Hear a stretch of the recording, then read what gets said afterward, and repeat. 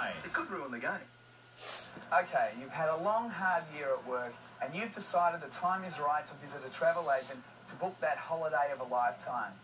But how do they know what sort of holiday you want when you don't even know yourself? Well, that's what we're going to find out.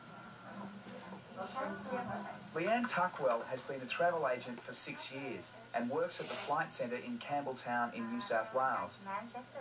While she was trained on the job, these days most travel agents have tertiary qualifications. So what would you do with people like me who wouldn't even know where to start? Find out a bit about the person, their budget, what they have to spend, what their likes and dislikes are, if it's a family, couple, single traveller. Just ask them questions about themselves. Once Leanne gets an idea of what the client wants, she can use her knowledge of world destinations to suggest a series of holiday ideas. Her expertise comes from client feedback and a well-known lurk in the trade called the educational. How are you? I'm good, thanks. Where are you off to? Fiji. Educationals are about visiting sun-splashed destinations like Fiji for a first-hand look at what's available. This group of islands lie 2,800 kilometres northeast of Sydney, with temperatures varying between 24 and 28 degrees. The largest island is Viti Levu, where most of the tourist action is centred. And this is the Fijian resort, the hotel Australians book more than anywhere else in the world. That makes it a must-see on Leanne's itinerary while she's in Fiji. The Fijian lies on the tiny island of Unuka, which is at the start of the Coral Coast, just an hour's drive from the airport at Nandi. Hola, Leanne. Hola. Laura is one of the Fijian sales reps assigned to take Leanne on her site inspection. We have 436 rooms. This is the biggest resort in Fiji.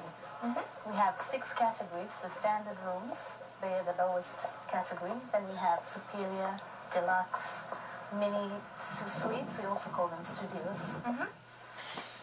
This is our main beach area where all the activities take place. It's very safe to swim here during low or high tide. The resort prides itself on being a self-contained holiday haven with 5 restaurants, 7 bars, a disco, 2 pools, shops, games rooms and a host of outdoor sports. What sort of activities do you have for the kiddies? We have a fan club called the Little Chieftains Club. It's for the children who come in, so when guests check in, the kids register into the club right away. There's supervised activities for them all the time. Once the inspection is over, the real work starts. It's vital for Leanne to try out all of the resort's activities, which is where I thought I'd join in.